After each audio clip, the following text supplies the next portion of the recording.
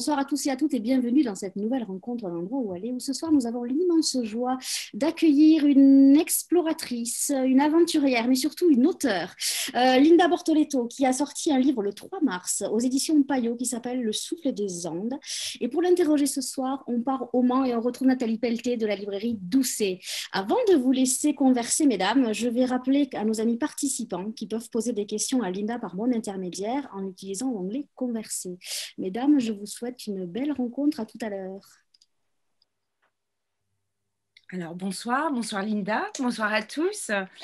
Si vous le permettez, je vais commencer par vous présenter un petit peu professionnellement parce que vous avez quand même un parcours assez étonnant. Alors, je crois que toute jeune, vous rentrez dans la gendarmerie, vous devenez capitaine de gendarmerie.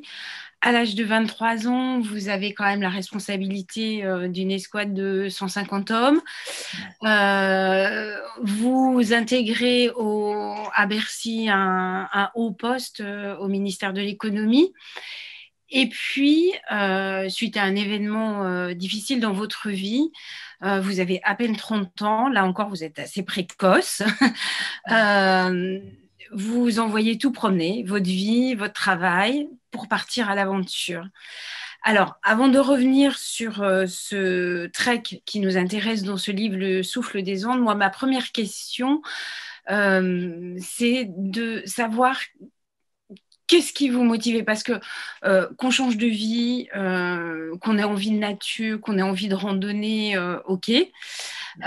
Mais là, vous choisissez des choses extrêmes, hein. Vous êtes parti dans l'extrême-orient russe, vous avez passé un an à 4500 mètres d'altitude avec des nonnes bouddhistes, vous êtes parti en Alaska. Enfin, c'est pas de la rando gentille et classique, c'est pas de la petite aventure, c'est de la grosse aventure. Alors, quelle était votre motivation? Enfin, qu'est-ce qui fait qu'un jour, on part comme ça dans l'extrême? En fait, je dirais il y a deux raisons. Il y a une raison rationnelle qui fait qu'à un moment, quand j'ai décidé de tout quitter pour partir à l'aventure, j'avais vraiment cette envie de découvrir la nature à l'état pur, la nature vierge. Et du coup, naturellement, ça m'a amené vers ces immensités sauvages, la Sibérie, l'Alaska, l'Himalaya, parce que qui dit région isolée dit région où il n'y a quasiment pas, voire pas du tout de tourisme, et du coup une nature qui reste à l'état pur. Et j'avais vraiment envie de savoir, par-delà ce que j'avais pu lire ou entendre, ce que ça faisait à un moment d'être seule ou avec les tribus. Parce qu'en Sibérie, j'ai vécu avec des nomades. Ouais, qu'est-ce que ça faisait de se retrouver dans une nature extrêmement sauvage, d'être en Sibérie, par exemple, dans des conditions à moins 50 degrés ou dans l'Himalaya à plus de 4000 mètres d'altitude. Ça, c'est vraiment le côté rationnel. Après, il y a vraiment eu, dès le début, quand j'ai changé de vie, donc ça faisait suite à la mort de mon père, donc il y a vraiment eu quelque chose de très intérieur, comme si, enfin c'est pas comme si, c'est un moment j'ai ressenti un appel, quelque chose que je ne peux pas expliquer, c'est vraiment une sorte de pulsion, un élan qui m'a poussé d'une part à changer de vie et d'autre part à chaque fois qui m'a poussé vers ces endroits où j'ai décidé de voyager ou de vivre plusieurs mois avec les tribus locales. D'accord. Alors, là, dans le souffle des Andes, vous partez. Alors, on va expliquer pourquoi vous partez. À un moment dans votre vie, vous faites un trek en Turquie où vous subissez une agression sexuelle extrêmement violente, où vous avez failli quand même mourir. Et donc, quand vous rentrez en France, quelque temps après, vous décidez, je dirais presque sur un coup de tête, parce que vous l'expliquez bien dans le livre, vous avez assez peu de temps de préparation pour ce trek, qui est quand même, alors, on va dire aussi à ceux qui nous écoutent, c'est au Chili. Le Chili, c'est ce petit pays d'Amérique du Sud qui est bordé par le Pacifique et la cordillère des Andes. C'est un trek dont on dit que c'est l'un des plus difficiles au monde, qui fait 3000 kilomètres avec des dénivelés, des conditions parfois très difficiles. Il y a assez, enfin, vous avez, alors, on imagine bien que de par votre premier métier, vous avez une condition physique quand même assez solide, mais on ne part pas comme ça non plus sur un coup de tête pour faire un de ces treks les plus difficiles au monde. Et en fait, vous dites, vous racontez dans le livre que vous avez juste eu, grosso modo, 1 mois de préparation. Alors, euh, on a l'impression que vous avez eu besoin d'éprouver votre corps aussi. Suite à cette agression, il vous fallait quelque chose de fort et de très fort physiquement. Ouais, exactement. En fait, je m'en suis pas rendu compte sur l'instant, mais aujourd'hui, rétrospectivement, je dirais que je pense que c'est un autre combat que je menais et que cette fois-ci, je voulais gagner. Euh, un combat contre les éléments, dans une nature extrêmement sauvage et renouer justement avec ce corps euh, qui a été souillé suite à l'agression que j'ai vécue. Me retrouver avec mon corps, me réconcilier avec mon corps. Et du coup, c'est vrai que je ne sais plus, c'était à peu près 3 mois après mon retour. En plus, c'était assez rapidement après mon rapatriement. Donc, j'ai eu le suivi psychologique. Mais à un moment, une fois encore, j'ai ressenti quelque chose. C'était au-delà de mon esprit. Il y a une pulsion à l'intérieur de mon corps. Il y a quelque chose qui me disait, va marcher, va faire finalement ce que je fais depuis des années, va marcher. Et donc, on est en novembre quand je ressens cet élan. Et du coup, ma question, ouais, c'est l'esprit qui reprend le dessus. C'est bon, ok, je vais où, quoi? C'est l'hiver. Marcher donc en Sibérie, c'est pas possible. Et en fait, donc là, mais très très rapidement, mon regard se porte sur l'Amérique du Sud et du coup le bout de l'Amérique du Sud, le Chili, la Patagonie. C'est l'été austral et c'est là en dénichant, en cherchant, en fouinant sur Internet que je trouve l'existence de ce chemin qui correspond parfaitement à ce que je recherchais. Finalement, un chemin où je vais pouvoir marcher plusieurs mois dans une nature sauvage et en plus géographiquement à l'opposé de l'endroit où j'avais été blessée, où j'étais écorchée et même déchirée. Oui. Et vous le dites à un moment d'ailleurs que vous aviez ce besoin de marcher, de vous remettre en marche et on lit presque de vous remettre en état de marche. Enfin, c'est vraiment ce qui m'est venu. Il fallait réparer ce corps par les épreuves, en fait, par une épreuve physique. Il fallait que ce soit intense pour vous pouvoir reprendre pied. Ouais, c'est vrai. Et c'est là, moi, je marche depuis des années. Et c'est vrai que j'en parlais auparavant. Il y a la marche, donc il y a une mise en mouvement du corps. On se reconnecte avec son corps. Et là, c'était d'autant plus vrai. C'est qu'à un moment, j'étais là, derrière, dans cet appartement. J'étais en train de me reconstruire. Alors, il y avait les séances chez le psy qui m'aidaient beaucoup. Mais grâce à la parole, qui est déjà le premier point, qui est très, très important.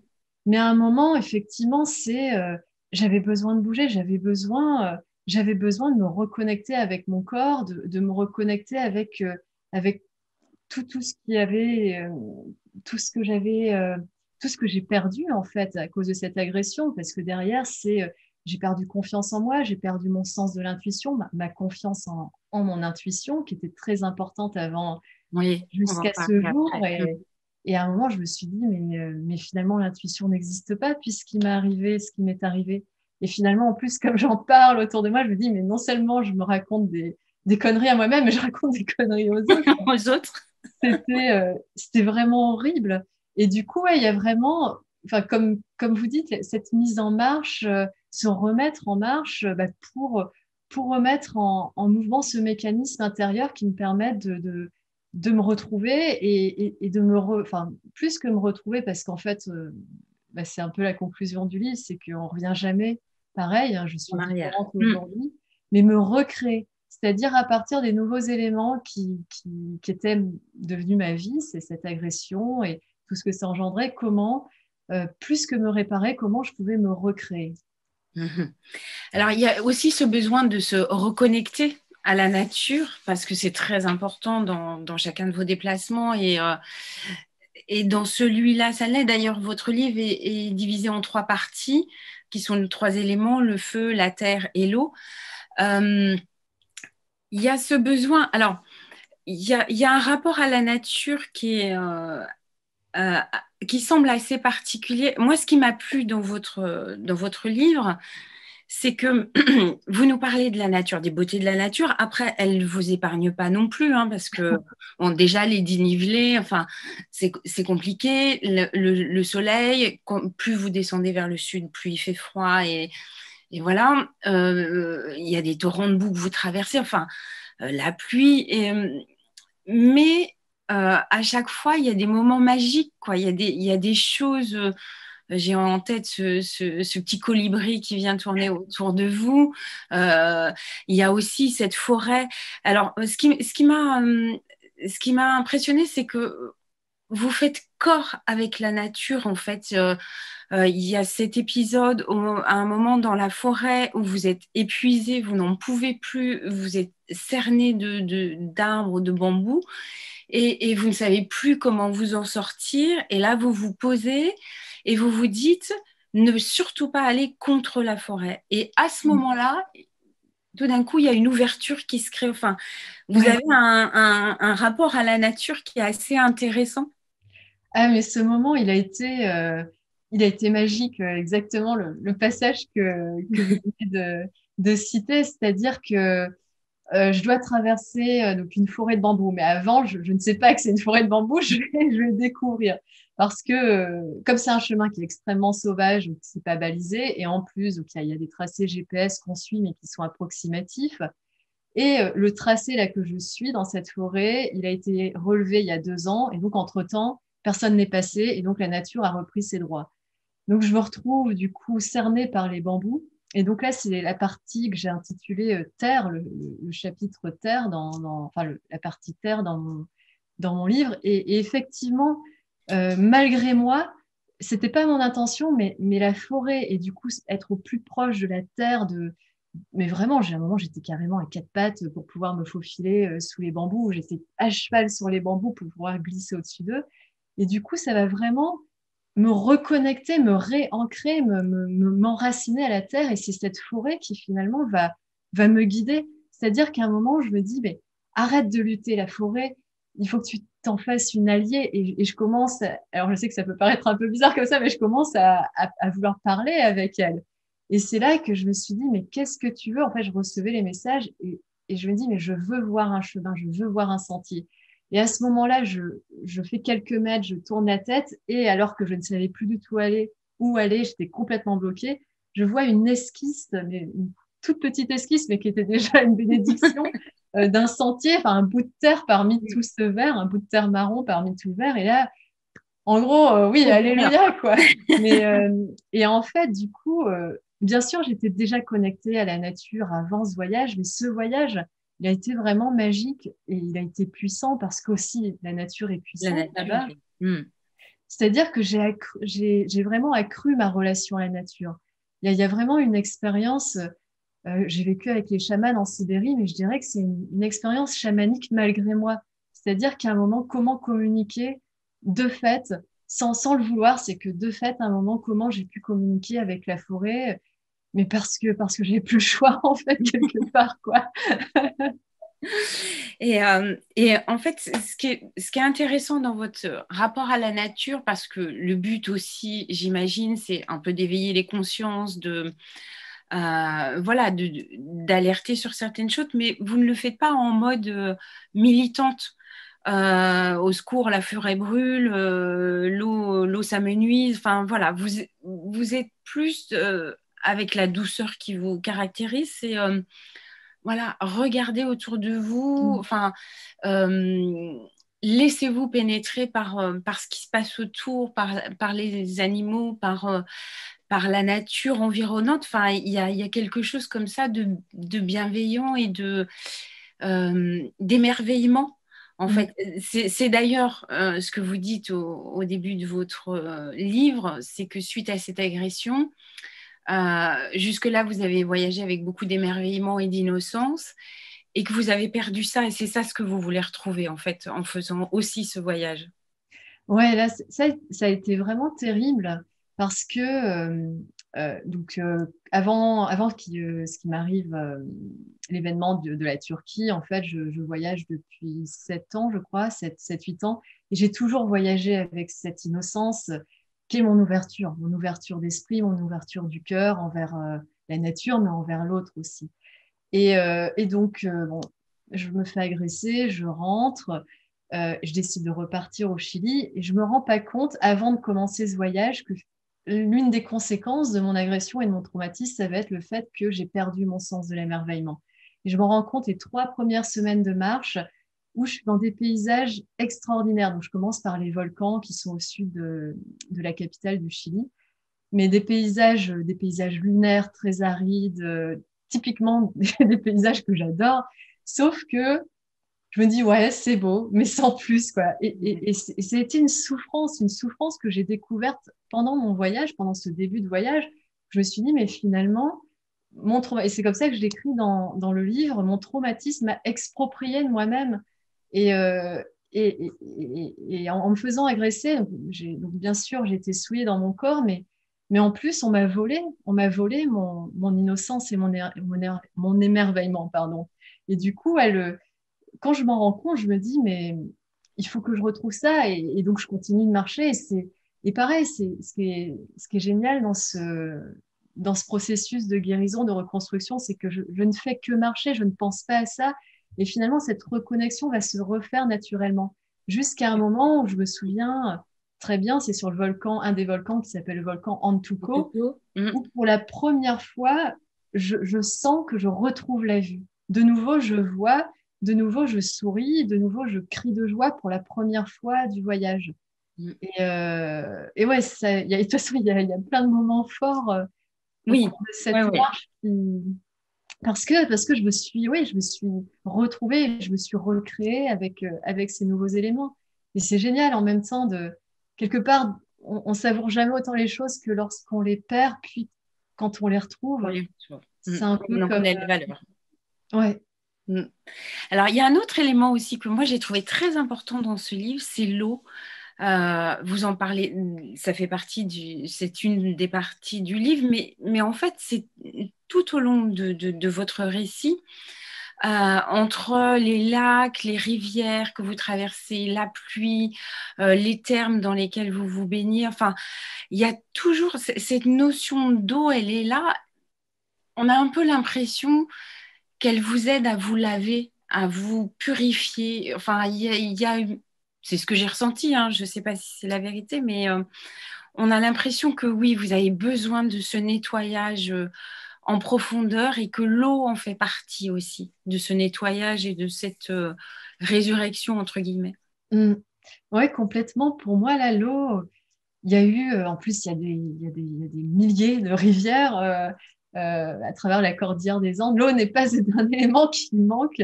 Ça, dès le début, y compris dans la région des volcans, c'est fascinant. Il y a de l'eau, y compris sur les volcans. Et c'est vrai que, en plus, comme j'ai dit, c'est un chemin extrêmement sauvage, non balisé, donc il n'y a pas de pont. Donc à un moment, il faut traverser les rivières. J'ai traversé les rivières des milliers de fois. Et des fois, j'étais obligée de faire demi-tour parce que, à cause de la pluie, les torrents gonflaient très rapidement, donc c'était impossible de traverser. Et c'est vrai que cette eau, bah, de toute façon, c'est le symbole de l'eau, la purification, mais également aussi la renaissance. On le voit dans les différents mythes, l'eau qui est associée à la renaissance. Mais moi, une fois encore, je vis cette renaissance. Et en plus, ce qui est très fort, c'est que je termine ma marche en Patagonie. Donc, c'est la région des glaciers. Donc, c'est l'eau aussi dans un autre élément, dans une autre configuration, qui est la glace. Où là, finalement, c'est un peu comme une cristallisation. C'est la fin de mon voyage et la cristallisation de cette nouvelle personne que je suis devenue et que finalement, j'accepte à la fin de cette marche. Mm-hmm. Alors, il y a aussi une dimension très importante dans votre ouvrage, c'est la dimension humaine, spirituelle. Au cours de tous vos voyages, vous êtes ouverte à des sagesses orientales, on va dire, au bouddhisme, à la méditation, au yoga. Vous dites d'ailleurs au début du voyage que vous vous n'arrivez plus à méditer, que c'est devenu très compliqué. Alors, ce qui m'a impressionnée aussi, c'est que, bien sûr, ce voyage, vous le faites seul, comme la plupart de vos voyages. C'était une manière aussi d'éprouver votre esprit, mais c'était aussi prendre un risque, parce que d'être seul pendant 3000 km, c'est aussi prendre le risque que toutes ces images de violence viennent vous assaillir régulièrement, en permanence. Alors, c'est le cas au début, hein, on le voit, il y a aussi toute cette colère en vous, ce sentiment d'injustice qui est très présent. Mais c'était aussi une manière d'éprouver votre esprit. Alors, vous dites très bien, d'ailleurs, au début du livre, quand je suis rentrée, j'ai parlé à des psys, j'ai parlé autour de moi, j'ai raconté à ceux qui voulaient bien l'écouter et l'entendre mon expérience. Mais là, j'avais besoin de silence. J'avais besoin de silence. Et ça m'a surprise.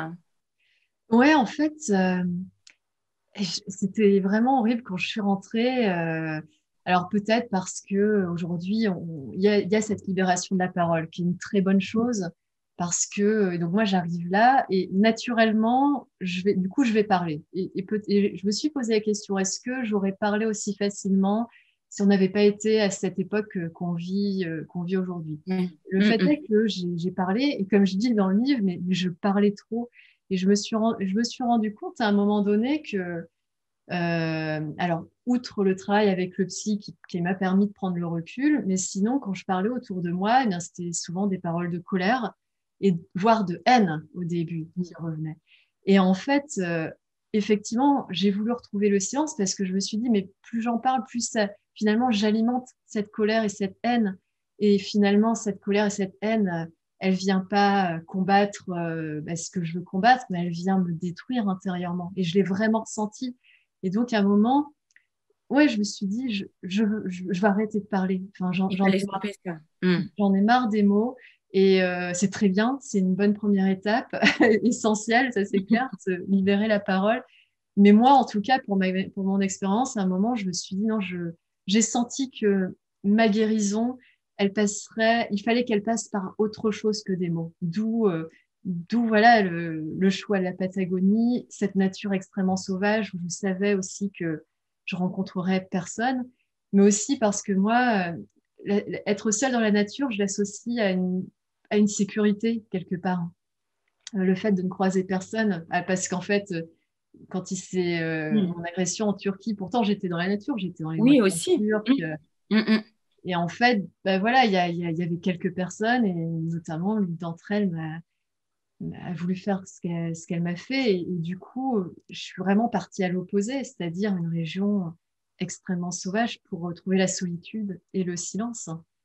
Oui, alors, et il y a une dimension aussi de la peur de l'inconnu, la peur de refaire confiance à quelqu'un, parce que effectivement, vous êtes la plupart du temps seul, mais vous avez quand même croisé quelques tribus et quelques personnes qui cheminent aussi sur ce chemin.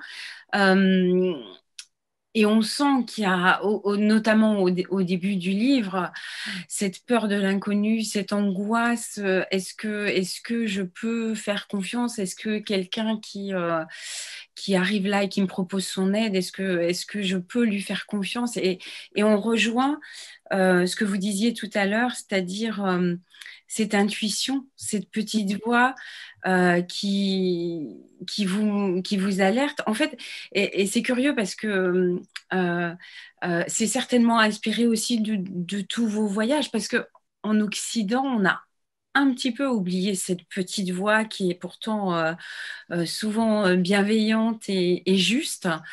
Et, et vous avez du mal, enfin voilà, c'est compliqué de refaire confiance, d'être de nouveau face à l'inconnu. Il y a un moment, je vous partageais un repas et vous vous décrivez assise, prête à bondir au moindre danger, à la moindre alerte. Vous êtes comme si vous étiez tout le temps en éveil par rapport à ça. Ouais, ça, c'était aussi quelque chose que j'ai découvert quand j'ai commencé à marcher sur ce chemin. Donc, je croisais extrêmement peu de personnes, mais les rares personnes que je rencontrais, donc, il y a eu déjà ce premier arriérot. Les arriéros, en fait, c'est l'équivalent des bergers qui sont à cheval. Et là, en fait, c'était même pas de la méfiance. C'est un moment, j'ai paniqué. J'ai complètement paniqué et c'était la preuve que mon traumatisme était toujours présent malgré le travail thérapeutique que j'avais fait. Et à un moment, il m'a tendu la main pour me dire bonjour. Et je sais qu'avant mon agression en Turquie, mais jamais j'aurais pensé quoi que ce soit. J'aurais juste, voilà, j'aurais tendu ma main, j'aurais serré sa main. Sauf que là, j'étais complètement figée parce que, comme en Turquie, j'ai été étranglée. Là, la main est devenue le symbole de quelque chose de négatif, hein, d'agression, en fait, la main. Et donc, je regarde sa main et tout de suite, j'ai des flashbacks qui arrivent. Et sauf que, à un moment, pour le coup, parce que et c'est là que je me rends compte que mon intuition est complètement parasitée. Et donc là, je me raisonne moi-même, je me dis, mais non, regarde son visage, regarde ses yeux, regarde son sourire, et je vois que c'est quelqu'un de gentil, et il comprend pas, il attend avec la main tendue que je fasse quelque chose, quoi. Et donc ça a été tout le défi, à un moment aussi de ce voyage, c'est les quelques rencontres que je vais faire, il y en aura beaucoup plus à la fin finalement. Un peu, en fait, naturellement, en fait, mon voyage s'est ouvert au fur et à mesure de ma réparation. Et en fait, plus ça va aller, moins je vais avoir ces accès de panique. Après, il y aura de la méfiance, et que j'ai encore aujourd'hui, mais je ne suis plus dans la panique. Et je sais aujourd'hui, je sais que bon, bah, c'est lié à mon traumatisme, et c'est pas lié justement à mon intuition qui tout d'un coup me dit attention, danger, c'est autre chose. Et vous avez réussi à vous reconnecter à cette petite voix, à cette petite chose-là dans un coin de votre tête qui peut vous alerter en cas de danger ou qui vous dit non, là tout va bien? Ouais, j'ai l'impression. L'avenir nous le dira. Mais oui, c'est à la fin du voyage, j'ai vraiment senti de toute façon cette marche, donc ce chemin qui fait 3000 km. Donc moi, j'en ai parcouru la moitié en 3 mois. Je m'étais pas donné de fin. Je m'étais juste dit, j'arrêterai quand je me sentirais réparée, quand je me ressentirais en paix avec moi-même. Et donc, je suis rentrée. Et pour l'anecdote, là, il y a au mois de décembre dernier, je suis partie en Équateur pour autre chose. Mais j'ai aussi vadrouillé. J'ai vadrouillé toute seule. Moi, je ne peux pas résister à l'appel des volcans, tout ça. Et à un moment, j'ai fait une rencontre, pareil, d'un berger qui était là. Donc, il y a une symétrie quasiment parfaite avec mon agression en Turquie. Et j'ai senti cette panique qui montait, mais rapidement, en fait, je me suis reconnectée. Et donc, j'ai senti que oui, j'avais passé une étape. Je me suis reconstruite, et ce qui ne veut pas dire que oui, il y a des événements qui aujourd'hui vont me rappeler ce que j'ai vécu, sauf qu'aujourd'hui, je sais les surmonter. Et c'est pour ça qu'en fait, bien sûr, je suis différente. Je parle plus de recréation qu'une réparation à l'identique de ce que j'étais. Mais pour autant, en fait, je me sens même renforcée parce que du coup, j'ai ce signal d'alerte qui est là. Mais pour autant, je me suis réouverte à mon intuition. Enfin, j'ai l'impression. Je ne peux pas le dire formellement, mais d'autant plus parce que je sais qu'à un moment, c'est pas mon intuition qui m'a trompée. C'est moi, en fait, c'est moi qui me suis trompée, pour le coup, ma raison. Sur le chemin, ouais, sur ce chemin-là. Exactement.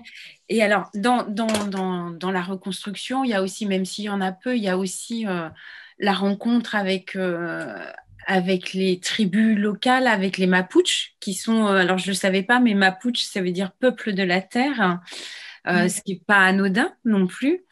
Et puis, cette bienveillance dont ils font preuve, enfin, il y a quelque chose de très humain, de très...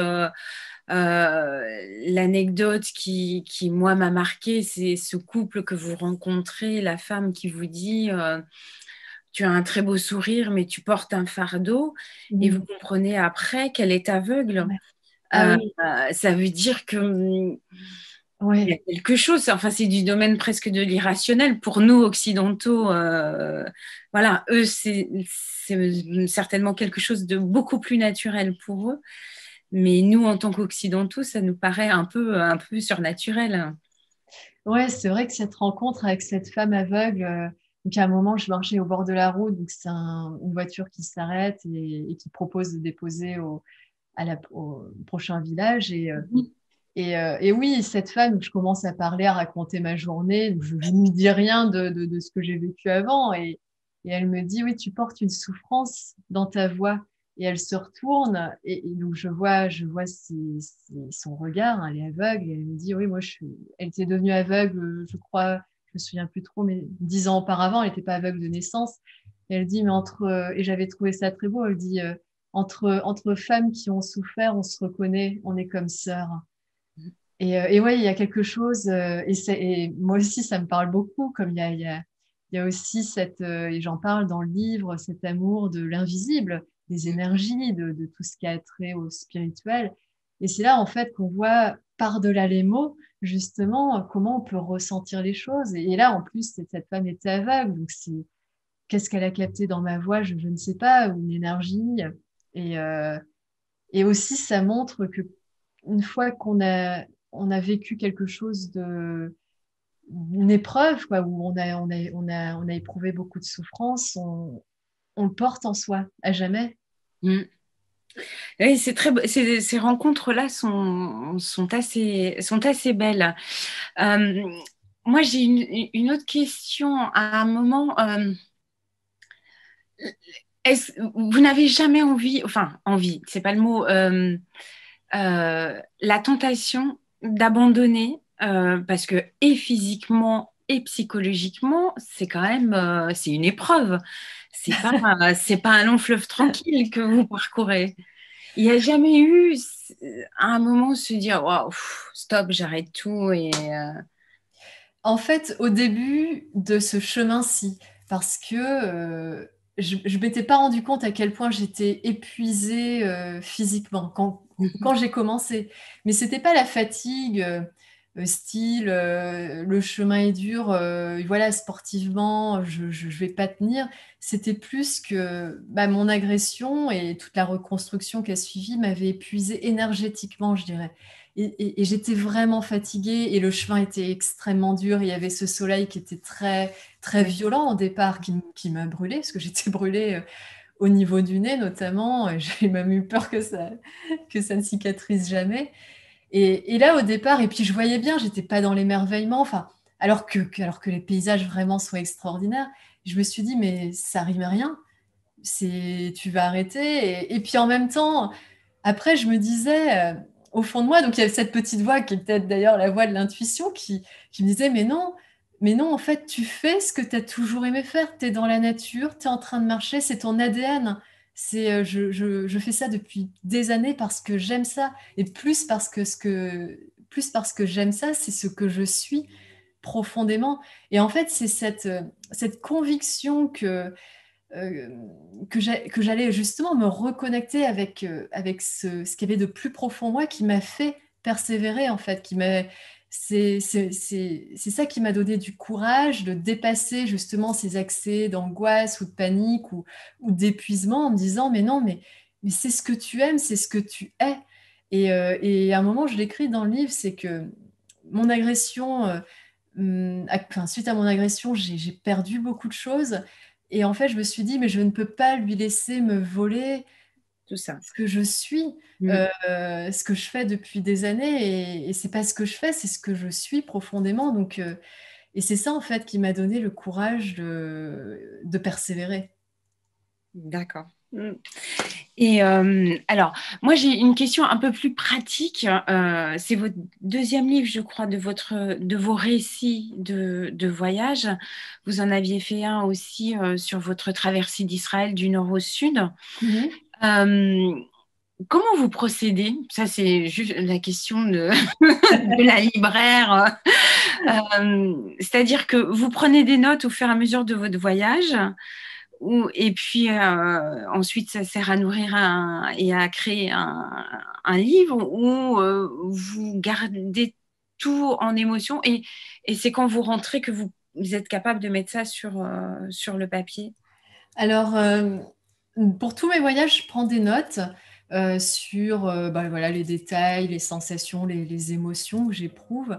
Donc, j'ai toujours soit un petit carnet ou soit maintenant, comme on a les smartphones et je prends les photos avec les smartphones. Et quand on marche, quand on est dans l'effort avec le sac à dos, on n'a pas envie d'enlever le sac à dos pour sortir le carnet. Donc, du coup, je prends des notes directement sur le téléphone. Mais après, il y a des voyages que j'ai faits où je n'ai pas écrit parce que, par exemple, toute ma période dans l'Himalaya, où en tout, j'ai passé 1 an, j'ai pas voulu écrire parce qu'il y avait pas... J'ai appris beaucoup de choses, mais la transformation n'était pas telle que j'ai voulu en écrire un récit. Et du coup, c'est vraiment après coup, que ce soit pour Israël ou pour ce voyage au Chili. Mais je dirais, ma marche au Chili, je crois intuitivement, dès le début, j'ai senti qu'il y aurait quelque chose à raconter. Donc, j'étais très, très, très attentive à ce que je vivais aussi intérieurement. Et peut-être aussi l'expérience de l'écriture, comme c'était pas mon premier livre. Mais en fait, c'est après coup, à un moment, je repose tout, enfin, je touche à rien pendant plusieurs mois. Et puis, à un moment, voilà, enfin, je parlais d'appel tout à l'heure, bah, j'ai aussi l'appel pour l'écriture. Je sens que il est temps d'écrire l'histoire. Et en fait, ce qui est assez drôle, c'est que finalement, les notes que je prends, je ne les regarde quasiment pas. C'est plutôt rare que... C'est un moment, quand j'ai un doute, je me dis, tiens, ce détail, comment c'était? Et là, je vais lire. Mais globalement, en fait, mes notes ne me servent pas. À la limite, je dirais que maintenant, enfin, je fais de plus en plus de photos. Mes photos me sont utiles pour les nuances, décrire les nuances des paysages, etc., quand je veux écrire un détail dans mon livre. Mais mes notes, ouais, de façon assez surprenante, elles me servent peu parce que, en fait, même dans l'écriture, il y a une reconstruction, et même dans un récit, il y a une reconstruction du vécu pour mettre en avant, pour sublimer finalement l'expérience qui a été vécue et pour... Et est-ce qu'il y a une notion de transmission aussi dans vos écrits? Est-ce que à un moment, quand vous vous dites je vais en faire un récit, est-ce qu'il y a quelque chose de l'ordre de la transmission, de dire à des gens, euh,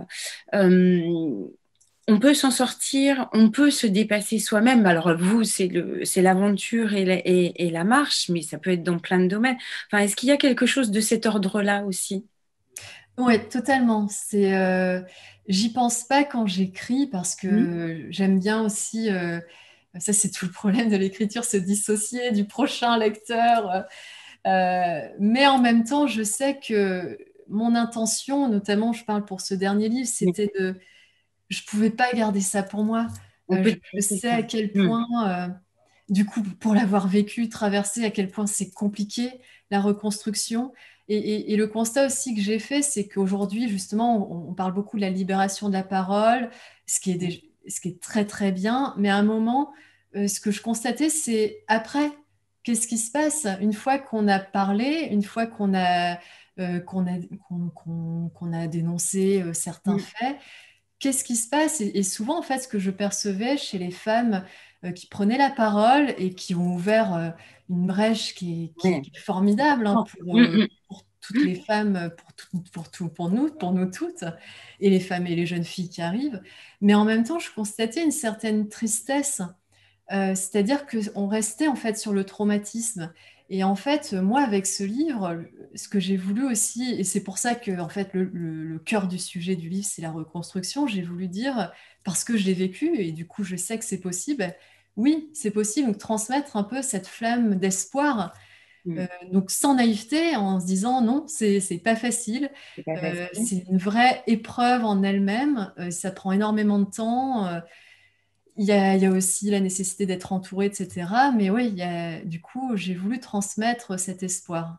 Et puis aussi, c'est un moment, cette reconstruction, elle passe par un moment, c'est soit avec soi-même, en fait, Ouais. soit face à soi. La parole, tout ça, ok, c'est très bien et ça soulage certainement beaucoup de personnes, mais c'est aussi soi avec soi-même, comment on se reconstruit soi-même, quoi. Ouais, C'est ça complètement. Et qui est intéressant aussi dans votre récit. Parce qu'on on le sent pertinemment. Enfin, mm, ça transpire, quoi. Ouais, c'est vrai que, alors ça, je l'ai naturellement parce que je voyage seule depuis des années et je Mm. sais à quel point il n'y a rien de plus riche que d'être face à soi.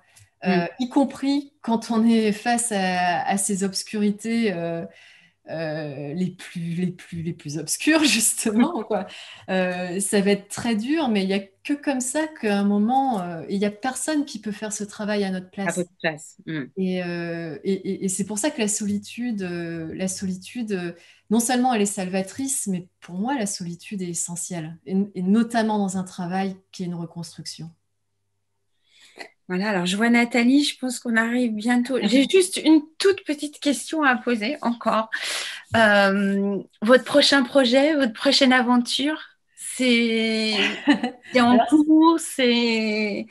c'est difficile toujours, puisque justement, il y a cette fameuse intuition que je ne veux pas forcer, que je ne veux plus forcer. Mais après, c'est plus un projet cette fois-ci que j'ai, euh, qui va quelque part dans la continuité de ce dernier livre. J'aimerais, parce qu'en fait, ma mère est indonésienne, donc j'ai toute cette part d'Indonésie que je ne connais pas, parce que ma mère vit en France. Voilà, je suis née en France et je suis retournée une seule fois en Indonésie. Ma mère a une histoire en tant que femme hallucinante, aussi beaucoup de souffrance et du coup beaucoup de résilience.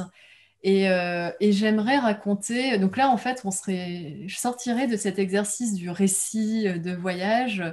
Quelque part, c'est peut-être la suite en tant qu'écrivain, être plus dans quelque chose de romancé, mais en m'inspirant de l'histoire de ma mère et de sa mère avant. Donc une histoire de femme en Indonésie. Et aussi, je me suis rendu compte que l'Indonésie était un pays dont on parlait très peu, voire pas. Mm. Donc, Mm.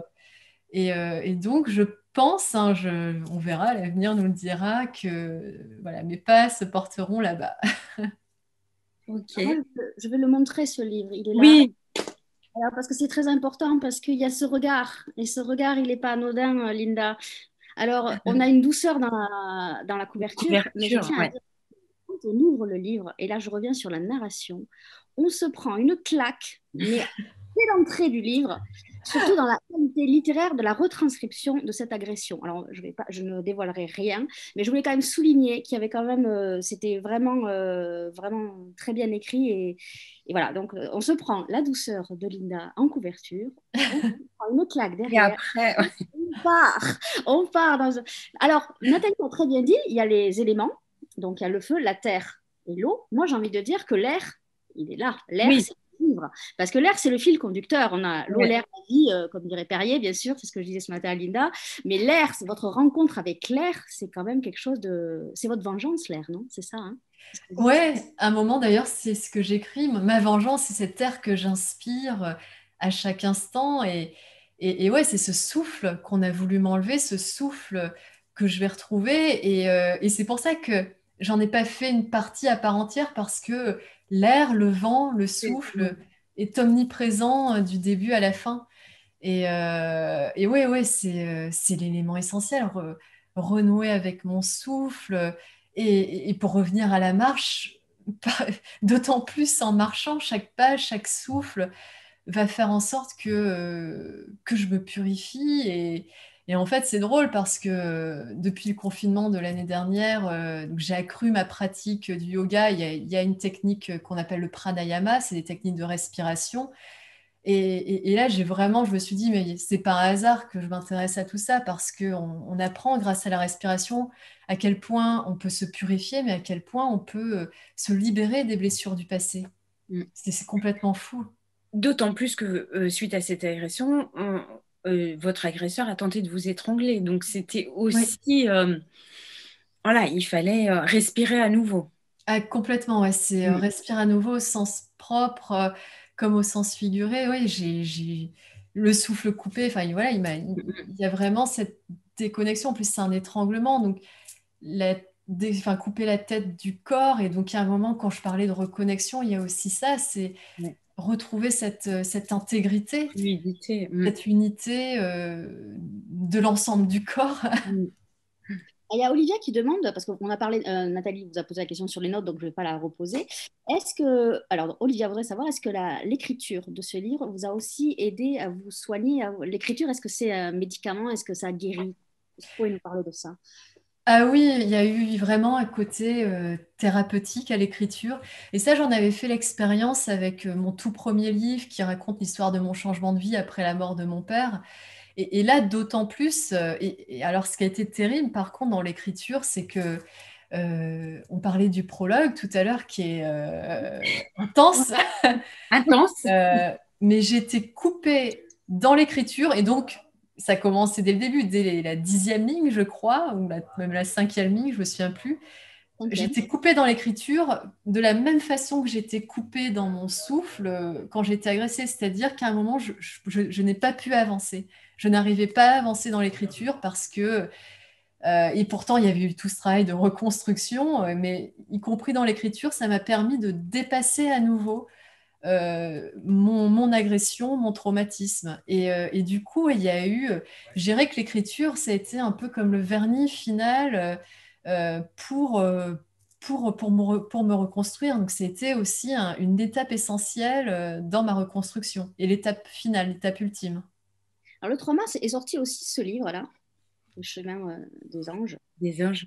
Alors, si on fait. Alors, moi, je vais parler de l'écriture, là. On va parler technique. Qu'est-ce qui s'est passé entre l'écriture de celui-ci et de celui-là? Parce que là, on sent que dans l'écriture, il s'est passé quelque chose. Est-ce qu'il y a eu un déclic? Est-ce que c'est parce qu'il y a eu de la colère en vous que ça a décuplé l'écriture? Qu'est-ce qui s'est passé dans la profondeur? Parce qu'il y a... Alors là, c'est un récit de voyage fabuleux, hein. Bon, alors là, je rassure tout le monde, c'est très tranquille, hein, à côté de ça. Mais, Ça n'a rien à voir. qu'est-ce qui se passe? Parce que là, il y a beaucoup de Je philosophes. sais pas, c'est Qu'est-ce qui s'est un passé? moment. En fait, quand j'écris, j'aime bien émettre une intention, en fait, avant d'écrire, avant chaque chapitre, tout ça. Et l'intention que j'avais pour ce dernier livre, déjà, la simplicité, en fait. J'ai voulu gagner en simplicité, donc parce qu'en fait, je voulais que ce soit, que l'impact, en fait, soit encore plus fort, parce que l'histoire était forte, parce que cette histoire, bah, comme vous le dites, hein, c'est pas un récit de voyage. Je dirais que le voyage est en toile de fond. Enfin, après, ça s'entremêle, évidemment, parce qu'il y a la nature, mais à la limite, ça se passe au Chili, ça aurait pu se passer dans n'importe quel endroit. Je parle quasiment pas du Chili, en fait. Non.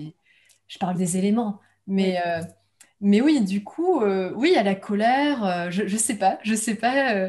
Il y a un moment, moi, j'aime bien. Enfin, l'écriture, qu'est-ce que j'aime dans l'écriture? Pour moi, il y a aussi un côté mystique, hein, parce que si, voilà, j'ai cet aspect spirituel, mais je me laisse traverser par quelque chose que je dois transmettre. Et voilà, et c'est comme ça. Je pense que ce que je devais transmettre devait être très percutant et très fort, et ça a donné ce livre. Ne seriez-vous pas le pendant féminin de Sylvain Tesson, Linda Bortoletto? Je ne sais pas, ce sera au lecteur de juger. Avec plus de spiritualité et de sagesse. Parce que vous êtes une femme, c'est pour ça. Voilà, c'est le côté féminin. Alors, Nadine nous dit, les humains sont importants pour vous et la rencontre avec les autres, mais vous ne parlez jamais de vos proches. Est-ce par pudeur ou alors n'ont-ils aucune place auprès de vous quand vous voyagez? Bien sûr, ils ont une place. Et je pense que c'est plus par pudeur. Il y a toujours, dans tous mes livres, il y a toujours quelques phrases Oui, sur mes oui, proches. oui. C'est vrai que j'avais lu des interviews d'écrivains qui, à un moment, se livraient sur des histoires personnelles. Et c'est toujours un sujet pour un écrivain parce qu'on ne veut pas soit heurter les proches et on ne sait pas trop comment. Et moi, là, en l'occurrence, dans ce dernier livre, il y a le rapport à mon compagnon qui a été compliqué. Je crois que je dois en parler dans 2 ou 3 phrases Oui. dans le livre. C'est par pudeur. Après, mes proches, et notamment, enfin moi j'ai une famille qui est très restreinte, hein. J'ai mon frère, ma mère et mon compagnon. Euh, c'est un socle essentiel, c'est ma sécurité affective, c'est ce qui fait que aussi à un moment je peux repartir, au sens propre comme au sens figuré. Il y a la notion de réel aussi qui est très importante dans ce livre. Parce que vous Mm. dites que le réel, c'est apprendre et est-ce que c'est pas ça, pardonner en fait? Ça aussi, c'est très... Ouais. réflexion sur le réel est assez... Il y a une dimension qui est très profonde là-dedans. Ouais, le rapport au réel, en fait, à un moment, ouais, c'était le pourquoi de l'agression. Je cherchais un sens à pourquoi, à un moment, enfin, je parle de moi, mon agression, mais n'importe quelle épreuve, un accident. Et à un moment, c'est la réponse que je me suis, enfin, que moi j'ai apportée et que j'écris dans le livre, c'est ouais, me rapprocher du réel, le meilleur comme le pire, c'est sans doute ça apprendre et c'est peut-être ça pardonner. Cette notion du pardon, en plus, à un moment, je m'étais dit, parce que justement, avec tous ces enseignements de sagesse, on parle beaucoup du pardon. Mais quand on y est confronté à un moment donné, C'est moins c'est facile. beaucoup plus compliqué. Et en fait, finalement, dans le livre, je m'étais dit, je vais parler de cette question du pardon. Mais à chaque fois que ça se présentait, en fait, finalement, je suis restée sur des questions où je dis, c'est peut-être ça, pardonner. Mais j'ai pas de réponse. J'ai pas de réponse à apporter là-dessus. Et à part l'acceptation, parce qu'à un moment, on est obligé d'accepter, comme j'ai dû accepter, mais le détachement, mais c'est tout. C'est aussi se pardonner à soi-même, c'est-à-dire Ouais, d'avoir été là. Alors, entre guillemets, je vais peut-être vous heurter, mais c'est pas ce que je veux dire, mais c'est comme ça que je le dis, d'avoir laissé faire ça. Je pense qu'il y a une notion aussi, oui, même si vous n'y êtes pour rien, mais c'est aussi se pardonner à soi-même.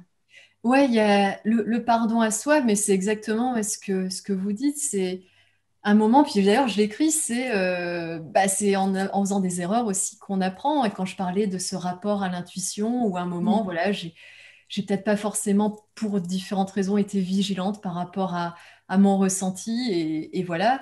Et puis à un moment, ouais, j'écris, alors c'est de l'anglais, mais shit happens, parce que j'aime beaucoup cette expression. Voilà, ça arrive, la merde arrive, et c'est comme ça, il faut. Et à un moment aussi, c'est la fin du chapitre de la partie terre, où à un moment, donc, il y a me pardonner à moi, et il y a aussi, j'entends la vie qui me pardonne, qui se pardonne en fait. Oui, oui, je vais arriver. Qui me dit pardon, la vie qui me dit pardon, parce que la vie peut me faire endurer ça, mais dans un sens, et quand j'étais en train de, et quand j'ai renoué avec mon sens de l'émerveillement, j'ai découvert je serais jamais allée dans la cordillère des Andes si ça ne s'était jamais passé. Et du coup, pour moi, j'ai interprété comme ce pardon que cette vie m'offrait. Alors, il y a une question qui vient d'arriver qui est très intéressante. Alors, vous y répondez ou pas. C'est Franck qui la pose. Qu'est-ce que vous avez découvert qui n'est pas dans le livre? Oh Donc, quelque chose que je n'ai pas exprimé dans le livre. Qu'est-ce que j'ai découvert qui n'est pas dans le livre? C'est compliqué comme question. Parce que déjà, il faut que je sache, que je me souvienne qu'est-ce que j'ai mis dans le livre. Je sais pas. Et je pense que j'ai mis ce que j'ai vraiment voulu exprimer dans le livre, et justement ce que j'ai découvert, parce que c'est l'essentiel de ce livre, la force, la puissance, cette force de vie, mais qu'on a tous en nous. C'est ça, je crois, la chose la plus importante que j'ai découverte à travers cette expérience, cette force de vie. Et moi, en fait, il me suis beaucoup posé des questions sur le sens de la vie, et ça, c'est sous-jacent à toute mon expérience. Et à un moment, c'était la réponse que j'avais. Et ça, justement, peut-être que je l'écris pas en ces termes dans le livre, c'est le sens de la vie, c'est de la vivre, point. Après, voilà, la question, c'est qu'est-ce que vivre? On Et moi, repart sur un autre schéma. Vous avez 2 heures. La dernière question, c'est quel regard portez-vous maintenant sur les lézards? Ah, ça, c'est une question drôle. Ouais. Parce que bon, le lecteur découvrira, ouais, il y a une histoire avec le lézard. Le lézard m'a sauvée, c'est ça qui est fou. Vous nous apprenez Euh, quelque chose, n'empêche. Ça peut servir. Maintenant, on sait. Ah oui, oui, ça peut servir d'avoir ce côté un peu. je ne sais pas si dans le même genre de situation on aura ce réflexe-là, mais je me suis dit, waouh! Ouais. Ouais, ouais, ouais. Et du coup, les lézards sont mes amis. D'ailleurs, j'ai un gecko là, regardez. C'est un gecko qui vient d'Indonésie. Ouais, non, mais c'est vrai que. Alors, alors, on a dit que vous étiez capitaine de gendarmerie. Est-ce que ça vous a servi aussi pour. Parce que je vais vous citer quand même. Avec mon corps pour arme, je suis une putain de guerrière. Je confirme. Vous êtes une putain de guerrière quand même. Est-ce que ça vous a servi aussi ou pas du tout? Vous l'avez complètement occulté. Alors, c'est vrai que ça, c'est quelque chose qu'on m'a dit, oui, mais tu étais dans la gendarmerie. Donc, est-ce que ça m'a servi pour me défendre et pour me battre? En fait, je dirais non. Parce qu'à un moment, il y a ce choc traumatique. Parce que en fait, il y a une violence inouïe. Déjà, quand ça se passe, ça fait 7 ou 8 ans que je ne suis plus en gendarmerie, que je ne pratique plus aucun sport de combat. Et en fait, une fois, il y a quelqu'un qui m'a dit, oui, mais bon, tu pourrais prendre un plus gros couteau, mais c'est n'importe quoi. Je ne voyage pas pour me battre, je voyage pour m'ouvrir. Et donc, du coup, à un moment, ce qui m'a sauvée, c'est plus, comme je dis, c'est quelque chose, l'instinct de survie, un moment qui s'est révélé. Et c'est pas le fait que parce que mes réflexes, après coup, quelque part, ça m'a fait culpabiliser encore plus. Je me suis dit, mais ça, je sais, j'ai appris ces techniques-là, je les ai pas utilisées, mais parce que c'est pas possible. À un moment, j'étais figée, j'étais complètement figée, donc ça m'a pas du tout servi.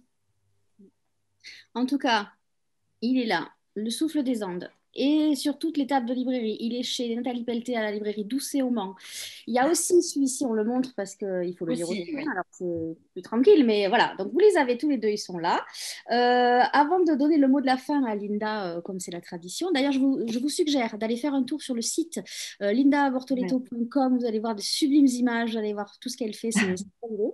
Demain, on se retrouve avec Olivier Truc à 19 h pour parler de son nouveau roman policier. On repart dans la brigade des Rennes avec Les Chiens de Pasvik, sorti aux éditions Métellier. Linda, je vous laisse le mot de la fin et je vous dis un grand merci et toute mon admiration et vraiment Mm. bravo pour ce livre. Merci beaucoup, Merci. Nathalie. Alors, du coup, moi, le mot de la fin, qu'est-ce que je pourrais dire? C'est vrai que j'ai complètement zappé qu'il y avait le mot de la fin. Non, mais c'est aujourd'hui, on parlait de nature tout à l'heure, et donc de reconnexion, comme vous disiez, Nathalie, j'ai pas ce côté militant à proprement parler, mais en fait, parce que je pense que le respect de la nature, il se fait juste en se reconnectant à soi, en fait, parce qu'on va se reconnecter avec sa propre nature, et du coup, c'est un éveil de conscience. Donc, ce que je voudrais juste dire, c'est, voilà, aujourd'hui, plus que jamais, vu le monde dans lequel nous vivons et cette période de pandémie qui dure et qui dure, je pense que plus que jamais, il est temps de faire ce travail intérieur, de se reconnecter à soi. Et du coup, mon conseil le plus simple, mais le plus cher, ce serait marchons, marchons dans la nature, dans la forêt, n'importe où, dans un parc au bord de la mer, mais il n'y a rien de tel pour se retrouver avec soi. Voilà.